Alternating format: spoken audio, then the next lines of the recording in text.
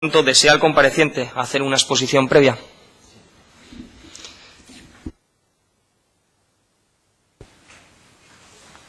Pues adelante. Buenas tardes. A ver, un poco mi exposición inicial, lo que quería era un poco reseñar el marco histórico de por qué estoy aquí, ¿no? Fui responsable de ingeniería de construcción de red desde abril del 2009 hasta septiembre del 2010, más o menos. Antes de eso estaba trabajando, en Telecable, llevaba ahí 7 años con un empleo fijo y me entero de este puesto que surge la contratación y opto a él, ¿no? Y tras una serie de entrevistas me comunican que soy el elegido para ser el responsable de ingeniería de construcción. El proyecto, la verdad es que era un proyecto muy ilusionante, tenía un objetivo bonito, ¿no? Del llevar una red de aquella de última generación a los sitios donde seguramente si no hubiese llegado. Y además profesionalmente me daba la oportunidad de crecer en ese ámbito, ¿no? En el de construcción de red de fibra, con lo cual opto por aventurarme en el HIT. Supongo que ya lo sabrán, pero el HIT de aquella éramos 9 personas, 10 porque había un responsable, un socio de Agaros que estaba haciendo las labores de gerencia, mientras que yo llegaba y la persona que estaba haciendo esas labores de ingeniería de construcción, que era César Rodríguez, pasaba a a gerente de operaciones, gerente de departamento técnico. Entonces, sin contar a esa persona que luego se fue, éramos 9 personas y el departamento técnico lo componíamos 4 de esas 9. César como responsable del departamento al completo, otros 2 compañeros y yo. Y podríamos incluso sumar al quinto, que era el director de obra, que era Juan Manuel Rodríguez Bañuelos, ¿no? Cuando llego allí, un poco lo que se me expone es las labores que iba a realizar, y César me instruye en cómo las estaba él realizando, y entre las que se incluían la supervisión de la construcción de la red, la gestión de la documentación que requiriese el Principado de Asturias, sobre todo muy orientado a la documentación ASBIL, lo que se conoce, la documentación después de construcción de esa red, todo el papeleo y los trámites que llevasen las licencias y permisos de obra en los ayuntamientos, incluso aquí en el Principado, si habría que pasar por alguna carretera o algo de esto. Y luego labores ya del día a día, por ejemplo, dar de altas en los sistemas y un poco más. Era mucha carga de trabajo para las personas que éramos. Entonces, por ejemplo, la supervisión de la red nos apoyábamos en Agaros, como la ingeniería que medía y documentaba lo que se iba realizando. Semanalmente teníamos una reunión en la que estaba yo siempre presente durante ese periodo, Agaros y los responsables de cada una de las contratas, ¿no? en la obra que correspondiese, para ver el avance de esa semana y la previsión de la semana siguiente. Entonces, cuando ya te haces con el día a día, te pones a trabajar y empiezan a suceder cosas que te llaman un poco la atención, ¿no? Desde el punto de vista de que, por ejemplo, se junta que, por un lado, desde las empresas que llevan el mantenimiento de la red nos empiezan a solicitar quejas de construcción de red, deficiencias, como por ejemplo ayuntamientos que se ponían a bajar una acera, un bordillo de una acera, para que pudiesen los minusválidos acceder con una silla de ruedas, y nos cortaban las fibras, porque las fibras estaban pues a 10, 15 centímetros por debajo de ese bordillo, justo cuando se ponían a hacer las obras, nos iban las fibras. Cuando por construcción esas fibras deberían de estar pues a 60 centímetros, ¿no? Entonces esas deficiencias de construcción, que son difícilmente detectables una vez que se construye, pero sí que en estos casos pues salieron a la luz, las identificas y tratas que por lo menos en el futuro, en la red que se está construyendo, no vuelva a pasar. Entonces, hay un poco, yo creo que empieza el tira y afloja con las contratas, porque bueno, al final todo eso abarata bastante las obras. No es lo mismo tener que hacer una zanja de 10 centímetros durante 10 kilómetros que hacerla de 60 centímetros, ¿vale? Luego, esas no sé, inquietudes del área de mantenimiento que me trasladan como deficiencias de construcción, se juntan con, no sé si llamarlo, diferentes puntos de opinión respecto a la obra a realizar, ¿no? Por ejemplo, había alguna contrata, me acuerdo, con tales para las viviendas que tenía que cubrir en Santa Eulalia de Morcín. Madre mía, vaya guerra ahí. Porque él decía que no estaba en la zona de cobertura, el responsable de tales. Yo me leo el pliego, no veo ninguna zona de cobertura. Me leo su oferta, no veo ninguna zona de cobertura. Y digo, bueno, no hay zona pintada en ningún lado, y aquí se dice que tienes que hacer X, tienes que hacer X. Entonces, que no, que sí, que no. Todo esto se soluciona con un correo de José Manuel que dice: César, Daniel, si no lo hablamos o no lo recordáis, ya os lo recuerdo cuando vuelva a la oficina. Ya no hubo más guerra. Aquello supuestamente se compensó con un contrato menor para cubrir las viviendas y llegar al número que estaba establecido por contrato, ¿no? Por pliego. Entonces, todas esas tiranteces van un poco en aumento, y ahí el sumum fue cuando en la fase 2 de Llanes, del despliegue de Llanes, en la que había que completar la zona no cubierta en fase 1 y las poblaciones cercanas, el ayuntamiento de Llanes nos exige que en la cometida de Celorio hay que asfaltar un sobreancho que no tenía nunca se había hecho, siempre había un ancho fijado por ley, rehacer un muro de un vecino y hacer una acera. Casualidades de la vida, el vecino era Juan Manuel, la casa que se estaba haciendo allí. Entonces, bueno, es la única vez en la que lo vi en la obra. Se me retira de esa obra y se me pide que consiga los permisos para la zona de Nava, Luarca, bueno, hacia Galicia. Poco después, el día antes de irme de vacaciones, que me marchaba a Canadá, 2-3 semanas, me sientan en la mesa Juan Manuel y César y me dicen que me despiden, y los motivos que me dan es que textualmente Juan Manuel que no tiene ningún problema, que es por lo que le dice César, y César dice que es que soy el que más horas echa allí, pero que no sabe lo que hago, entonces que no puedo seguir allí.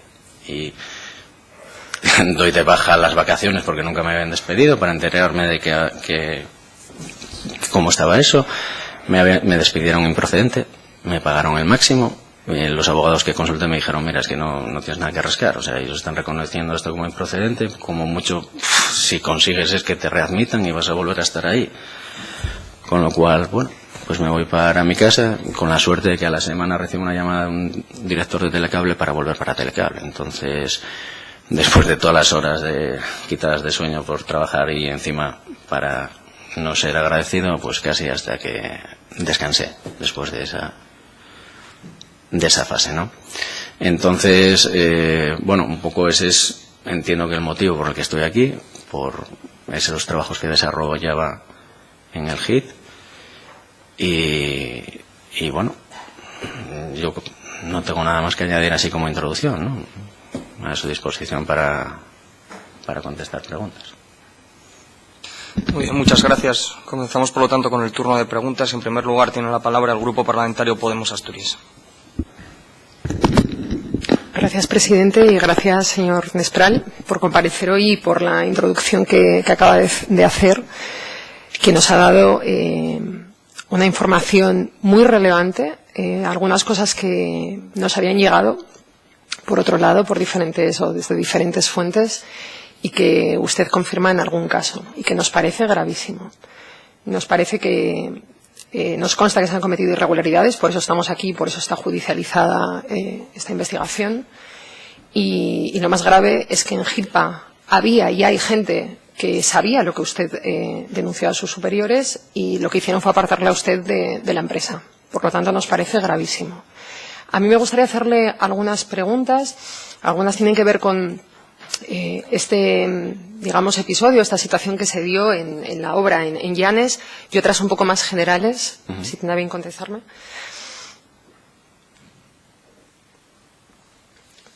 Bien, usted comentaba que entró a trabajar en abril de 2009 hasta septiembre de 2010 y hablaba precisamente de esos tira y afloja con las subcontratas, ¿no? Por algunas discrepancias. ¿Cómo se resolvieron esos tira y afloja? ¿Se resolvieron antes de que usted se fuera con los subcontratistas? ¿En qué forma? Sí, a ver, digamos, los tiros y aflojas eran en el día a día. En cada reunión de seguimiento semanal alguna salía de esas. Mi función ahí era escalarlo a mi jefe directo, que era César Rodríguez, y que él me había dicho que ante cualquier cosa de esto tenía que escalárselo a él, y que si él no lo resolvía el director de obra, que era Juan Manuel. Yo, una vez que escalaba eso, no solía recibir ninguna respuesta. Lo que sí que sabía es que la empresa que subcontrata dejaba de quejarse. Y luego, bueno, pues las cosas que pedías que se hiciesen, pues no se hacían, o se hacían de otra manera que ellos defendían. Entonces, un poco lo que te sientes ahí es que, ¿qué pinto yo aquí? O sea, ¿para qué me están pagando? Si crees que las cosas hay que hacerlas, oye, por el libro, como se estipula, además que firman ambas partes. Lo único que exiges es lo que está escrito y nada, ahí era como predicar en el desierto. Si no me equivoco, creo que usted comentó antes que era habitual que tuviera reuniones de seguimiento de obras con los contratistas y con la asistencia técnica a la dirección de obra. Todas las semanas. ¿Cuál es su opinión sobre el control realizado por HIPAA y sobre todo por la asistencia técnica de Agarós contratada para la dirección de obra de la Troncal? Pues no se mojaban nada. O sea, frases ambiguas de diferentes interpretaciones donde había algo que... Bueno, pues por ejemplo lo del celorio, pues esto queda a disposición del HIT para ver si se aprueba esto. Bueno, el muro se hizo, la acera se hizo y se asfaltó. O sea, no quedaba nada por escrito, ellos hacían como recomendaciones, pero sin mojarse mucho ahí en decir, oye, mira, es que esto no se puede aprobar. ¿Vale? ¿Agarós realizaba visitas en campo de forma permanente o solo una vez finalizada la obra? No, durante las obras o sea, su misión tenía que ser permanente. O sea, todas las semanas tenían que estar en las diferentes obras, tenían personal para estar por lo menos un día en cada obra a la semana, y en ese día lo que tenían que hacer era la revisión semanal, incluyendo normalmente fotografías y mediciones. Vale.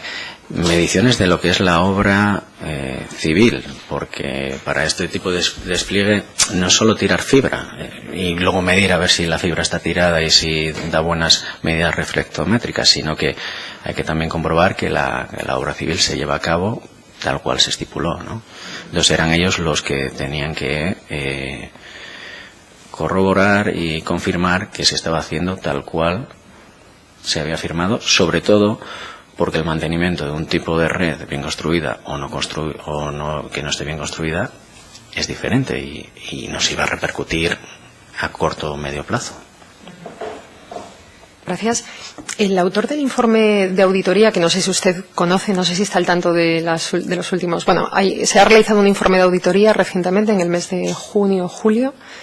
Y, bueno, en la última sesión de comparecencias comparecía el autor de ese informe y hacía un comentario sobre ese informe de seguimiento de Agarós y decía que no había servido de mucho a la hora de hacer la auditoría.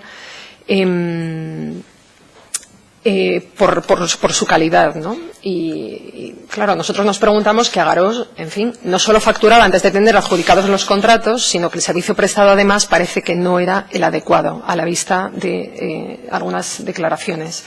Yo quería preguntarle, porque aquí la trabajadora de Agarós Serveis, Estefanía Peláez, declaró que el director general de GIRPA, Bañuelos, era también director de obra y como tal era habitual verle in situ en las obras en campo. ¿Usted me puede corroborar esa información? En el tiempo que estuve yo allí solo lo vi, y es por las fotos que aparecen en el acta, en las obras concernientes al acceso de la red a Celorio que pasaban por delante de su casa, de la casa. Yo nunca más lo vi en obra, por lo menos conmigo no estuvo. También es verdad que teníamos obra en diferentes sitios abiertos, pero yo verlo, no. Preguntábamos por esto porque es verdad que él firmaba todas las certificaciones y nos decíamos, bueno, claro, es que era el director de obra. Y preguntábamos, bueno, entonces iba a campo habitualmente. Y esa era un poco la pregunta que yo quería ahora mismo comprobar con usted y corroborar. Usted hablaba antes de esta construcción de este muro en la casa de Juan Manuel Rodríguez Bañuelos, en Celorio.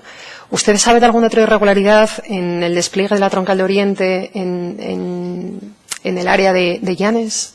Bueno, es que ahí estuve en la fase inicial de solicitar las licencias. Una vez que, digamos, las cosas con el ayuntamiento empiezan a hacer una serie de exigencias que se salían de cualquier petición que ningún otro ayuntamiento nos hacían de este estilo, se me aparta. O sea, eso ya pasa a Juan Manuel a hacerlo, y junto con Estefanía y con otros compañeros de Agarós, y yo me tengo que dedicar a recopilar y conseguir los permisos de la otra troncal, ¿no? La que va hacia la zona de Galicia. Se lo pregunto porque a nosotros nos ha llegado la información de que se realizaron al menos 3 sangrados desde la troncal para llegar a determinados usuarios que no estaban en la planificación inicial, ¿no? Hablamos de un hotel rural, hablamos de un establecimiento de una tienda en la villa de Llanes, hablamos también de un domicilio particular en Celorio. ¿Usted esto no lo puede confirmar? No lo he visto. Pero bueno, no me extraña. Volviendo un segundo solamente, que antes se me pasó, ¿en algún momento personal de Agarós le previno, le expresó alguna preocupación como asistencia técnica por cómo se estaban llevando a cabo las obras? No, llega un momento, un poco antes de que me despidan, la asistencia técnica que durante año y pico llegaba a el HIT a hablar conmigo, y las reuniones las tenía conmigo, pasan directamente al despacho de César, dejan de hablar conmigo, no tengo contacto con ellos. Los de Agarós, sí. Y entonces ahí es cuando empiezas a ver las orejas al lobo. Dices, uy, aquí algo pasa. Y entonces todo eso pasa luego ya todo por manos de César.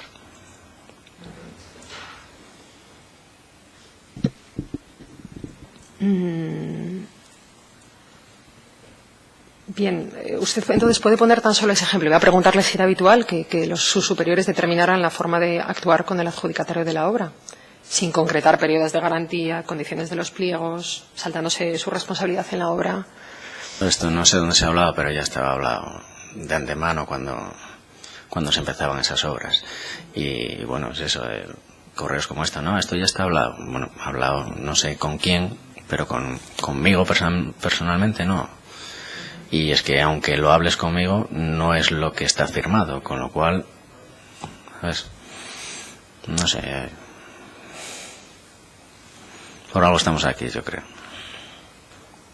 Gracias. ¿Recomendó en algún momento a sus superiores algún sistema de mejora en la capacidad de gestión de planificación de los recursos de GIRPA? Sí, constantemente. O sea, era muy... En el tema de, por ejemplo, el mantenimiento, trabajamos luego codo con codo a partir de estas irregularidades, el responsable de mantenimiento y yo, para intentar mejorarlo, ¿no? Y pues desde la araña de fibras que tuve que hacer en las noches, porque era cuando me daba tiempo, que no deja de ser una Excel que interconectaba unas fibras con otras, que era documentación que los constructores de la red te la tienen que dar, la ingeniería te la tiene que validar, pero allí no había nada. Entonces cuando nos cortaron las fibras en la troncal del ayer, hubo que hacerlo pues eso, a pelo, siguiendo las conexiones que había en los sistemas, rehaciéndolas, bueno.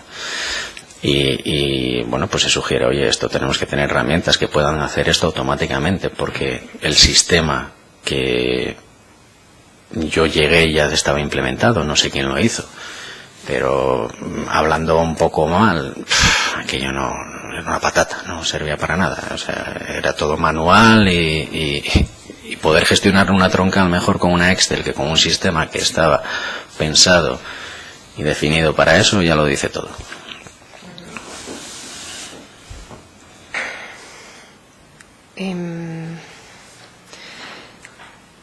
Usted antes comentaba cómo había sido esa situación, que usted estaba a punto de irse de vacaciones, le llaman para reunirse y le comunican su despido el día antes.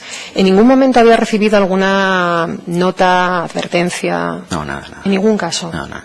Lo único que noté fue lo que le dije, que en las semanas anteriores la asistencia técnica ya no hablaba conmigo, pasaban directos al despacho de César, ¿sí? y nada, cero. A mí lo que me pedían era conseguir los permisos de las otras zonas, que era una de las labores que había que hacer, y digamos me fueron desconectando de todas esas labores, y el día antes, justo el día antes de marchar, nada, despedido para casa. Llama la atención un despido en una empresa pública sin que antes haya habido una advertencia, sin que se le hubiera abierto un expediente administrativo. Nada. No hubo nada de todo esto. Y usted, su interlocutor directo era habitualmente el gerente, usted dice César Rodríguez. César Rodríguez, gerente de... ¿Era su interlocutor cuando usted denunciaba estas cosas que observaba? ¿En algún momento habló directamente con Bañuelos? Teníamos reuniones a veces de empresa y eso, pero mi interlocutor directo en la mayor parte de las veces era con César, sí. Sí, él era... es que luego, al principio, a ver, hubo un antes y un después. Al principio era como todo más transparente, pero luego llega un momento en el que nosotros teníamos que escalar a César, y los tres gerentes y el director general tenían las reuniones donde se acordaban las cosas y luego se decían hacia abajo, en una empresa de 9 personas. O sea que no sé, hubo ahí un antes y un después. Sí, porque antes cuando le preguntaba si no le habían advertido, hay una responsable o gerente de contratación y personal, que a lo mejor sería la persona que tendría que haber contactado con usted para advertirle de esta situación. Y usted, aparte de estas dos personas, a César Rodríguez y a Juan Manuel Rodríguez Bañuelos, ¿reportó estas irregularidades de algún otro modo a alguna otra persona? No, ahí dentro, a ver, lo comentas con los compañeros. Sí. A ver, al final lo que pasó allí es que yo tenía confianza con 2 personas de los 9, porque los otros, aunque les comentaba estas cosas, es más, no tenía ninguna respuesta. El tercer compañero que teníamos en el departamento técnico, ese también era para echarle a comer aparte, vamos, ese colaboración cero, era responsable de altas y de instalaciones. El trabajo en los sistemas, no sé por qué, debió ser un gol que me marcaron cuando llegué, tenía que hacerlo yo, o sea, picar los datos los picaba yo, pero el responsable era él. Y luego, no sé, tienen ustedes los procedimientos y seguramente la manera de conseguir la información de si supuestamente su mujer creó ahí algo, un operador dentro de la red del HIT, siendo él el responsable de instalaciones. Pero bueno, entonces es que... Y estoy pensando al revés, la pregunta que le hacía antes, la gerente de contratación no le advirtió a usted de nada, pero usted la informó a ella de su situación dentro de la empresa.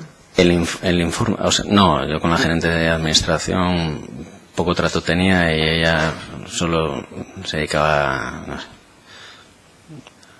a manejar sus problemas. No, yo no, con ella no, ni nunca me llamó al respecto, ni tuve ningún correo advirtiéndome de que estuviese haciendo algo de manera incorrecta o que se debería hacer de otra manera.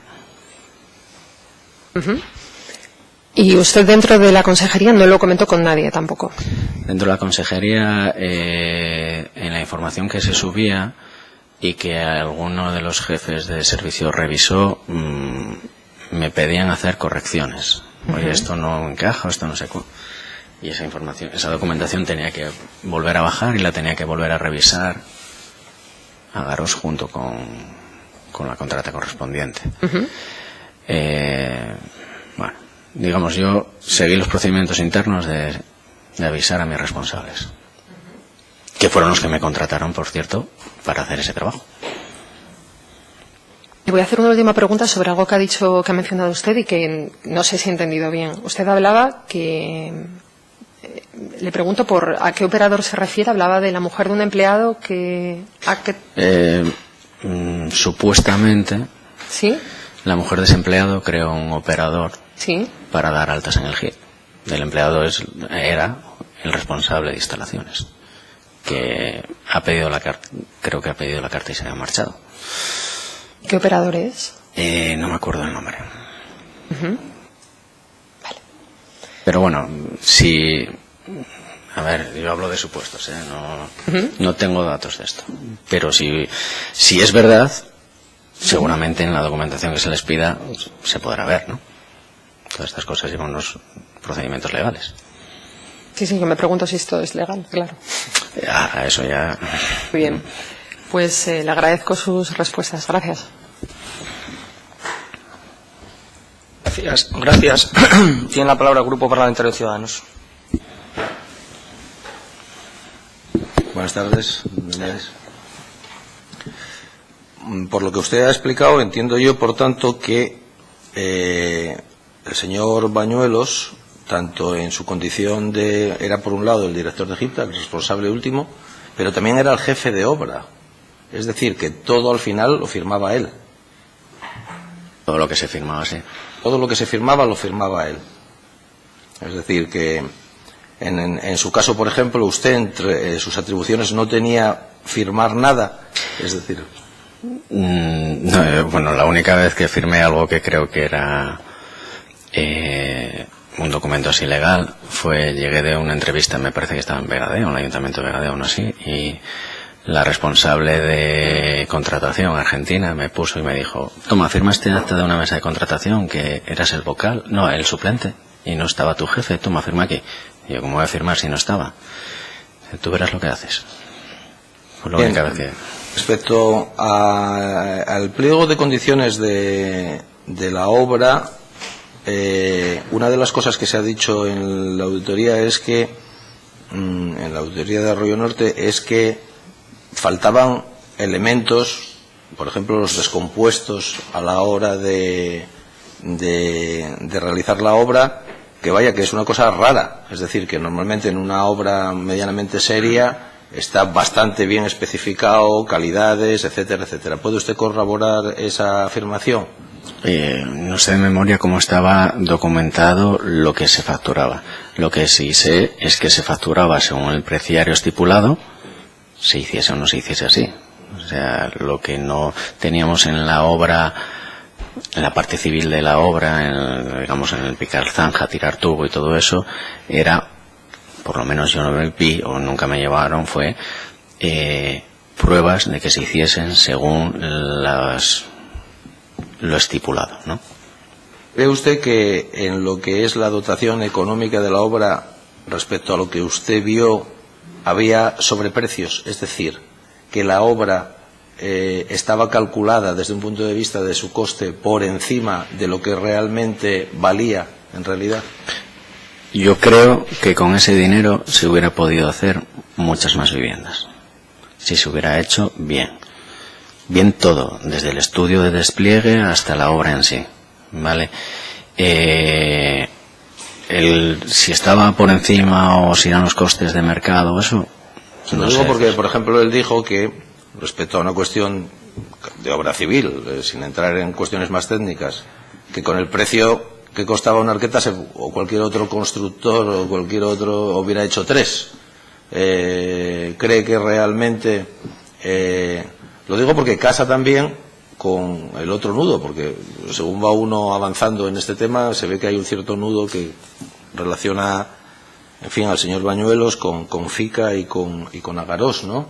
Y me gustaría preguntarle, ¿usted, en su experiencia, cree que realmente había un sobreprecio, es decir, estaba estimado hacia lo alto, no la segunda parte, sino realmente se ejecutó lo que estaba previsto, sino ya respecto al precio inicial de la obra. Creo que estaba bien pagado. Estaba bien pagada, muy bien. Luego, respecto ya a lo que estaba realmente estipulado, que se hiciera, se hizo todo lo que estaba estipulado que se hiciera y en las condiciones que a usted le tocó controlar, porque usted realmente era aunque resulta que no tenía la firma, y en el momento entiendo yo por sus declaraciones que usted se volvió un poco rebecu, lo puentearon, se me lució. Al final usted no tenía la posibilidad de poner esa firma y decir yo me niego a firmar esto. Y no podía ni parar facturación ni nada de eso. ¿Usted cree que realmente hay una distancia entre, ya sin entrar en que realmente hubiera sobreprecio en la idea inicial, que usted ha dicho muy bien que cree que estaba bastante bien pagado, con lo cual a buen entendedor sobran palabras, hay correspondencia entre lo que había que hacer y lo finalmente ejecutado? A ver, está construido los mínimos para que funcione. Quiero decir, la fibra que tenía que llegar a ciertos sitios llegó, los tubos que había que tirar para que pasase esa fibra se tiraron, las arquetas que hubo que poner, no sé si todas o la mayoría se pusieron, y se pusieron las condiciones que se pusieron. Quiero decirte, la red está desplegada. Mi duda surge en si está desplegada como se pidió desde el Principado, y entonces entiendo que todos los asturianos pedimos que se tirase. Bien. ¿Vale? ¿Cree usted que esas posibles deficiencias pueden influir a medio plazo en el mantenimiento de la propia línea? Lo está haciendo. O sea, ese mantenimiento de esos despliegues están costando dinero, porque si el caso que les puse antes del rebaje de una acera te implica un corte de fibras que tienes que reparar y que tienes que asumir y que tienes que solucionar, ya independientemente del corte de los servicios que haces a los usuarios finales y que nadie cuantifica, ¿vale? Pero que también podría ser ese nivel de llegar a ese nivel de detalle a la hora de estudiar esos costes, ¿vale? Entonces, sí, esas deficiencias de construcción influyen en el mantenimiento de la red. O sea que, digamos, habría dos aspectos digamos básicos. Por un lado, lo que es la obra civil, porque aquí se habló mucho de movimiento de tierras. Claro, el momento que se tapa eso, porque cuando se hace a los 6 años una auditoría, bueno, pues seguramente puedes ir de arqueta a arqueta, pero la auditoría dura un mes y evidentemente para saber si, por ejemplo, lo que usted dijo respecto a las aceras o en otros sitios, etcétera, etcétera, está a la profundidad de vida, en fin, eso queda tapado, ¿no? Y lo que queda tapado no computa. Estaríamos de acuerdo con ello, ¿no? Sí, a ver, puedes pedir que hagan una calicata, que hagan una excavación para llegar a esos tubos, para verlo cómo están. Y de hecho esa era la idea. Yo pedí más de una vez ir y solicitar esas catas para ver dónde están, que me denegaron internamente mi jefe, César, ¿sabes? Que no hiciese eso. ¿Qué haces con esas calicatas? Tú llegas ahí a la obra. ¿Por dónde va la obra? Por aquí, venga, vamos pasando. Oye, excávame ahí a ver qué tal está. Si está bien, eso lleva un trabajo. Oye, si está bien, pues yo entiendo que hasta el HIT podría asumir el coste de ese trabajo de comprobar que está bien. Sería hasta razonable. Pero si está mal, coges y dices, levántate de aquella arqueta y pónmelo bien. Que tú me vas a cobrar porque estos tubos están enterrados a esta profundidad, porque haya 6 tubos en vez de 4, por una serie de cosas, ¿no? Entonces, bueno, serían comprobaciones que se podrían hacer, digamos, a toro pasado de esa construcción y que implican un tiempo y unos recursos, ¿eh? O sea, usted, con toda lógica, sugirió la realización de esas catas, que es lo lógico, si no uno no puede estar permanentemente allí encima, y sistemáticamente fueron negadas por parte de la dirección de HITPA. Era bueno, va, sí, un día sí, bueno, va, tal, bueno, te daban largas, y cuando lo escalabas para, oye, hay que hacer catas para... No, o sea, no te dejaban hacerlas. No te ponían recursos para hacerlas. Yo lo que no iba a hacer era coger un pico y ponerme a cavar allí. Claro, no se va a poner a cavar allí. Bien, o sea que en teoría usted era el responsable del control de obra desde un punto de vista nominal, pero luego a la final, a la hora de decidir, y todavía había una instancia mayor que era la de firmar, usted ni pinchaba ni cortaba. Esa fue su improcedencia, su destino improcedente seguramente provino de ahí. Bien, de respecto a lo que es ya el corazón, aparte de la obra civil, ¿usted ha leído la auditoría que hizo Arroyo Norte? No, la verdad es que desde hace 6 años que no estoy en el HIT, la verdad, desconecté. Cuanto menos información me llegue, mejor, y tampoco tengo el detalle de las cosas que pasan. Entonces, más allá, digamos, de lo que es movimiento de tierras, infraestructura, digamos, de tipo físico, respecto a lo que es, bueno, el corazón del asunto, que es la fibra, los conectores, en fin, perdone mi ignorancia respecto a todo este tipo de temas, ¿usted considera que, creo que lo dijo antes, que las calidades de cara al mantenimiento a medio y a largo plazo hubieran sido deseablemente otras de lo que se estaba poniendo? A ver, las calidades en cuestión de equipamiento y de fibra eran muy similares, porque además quiero recordar que se contrataba ese equipamiento, digamos, en genérico para toda la red. Sí que se notaba, por ejemplo, las calidades de los nodos que se construyeron a partir de estas incidencias de mantenimiento que hubo y los que estaban. O sea, si a día de hoy supongo que seguirá igual, si vas al nodo de Mieres, que está enfrente del nuevo hospital de Mieres, aquello parece un plato de espaguetis en vez de un nodo de fibra óptica, porque no hay manera casi ni de seguir, o no había manera cuando yo estaba allí ni de seguir una fibra. Los nuevos siempre se hicieron con unas calidades, se exigieron ya no solo calidad en los materiales, sino en la ejecución, ¿no? Unos etiquetados, una serie de comprobaciones finales, y se entregaban ya siguiendo unos requisitos mínimos para que el mantenimiento fuese el mantenimiento normal de una red. Oye, luego puede venir alguien con una excavadora a arrancarte las fibras, ¿no? Pero esos son imponderables que no... Por tanto, para concluir, usted atribuye su despido a, digamos, su pertinaz, en fin, mal hábito de criticar lo que se estaba haciendo y de pedir explicaciones. Yo creo que influyó bastante, porque no entiendo sino otra, o no tengo otra razón en la cabeza, ni se me explicó otra razón. Muy bien, muchas gracias. Gracias.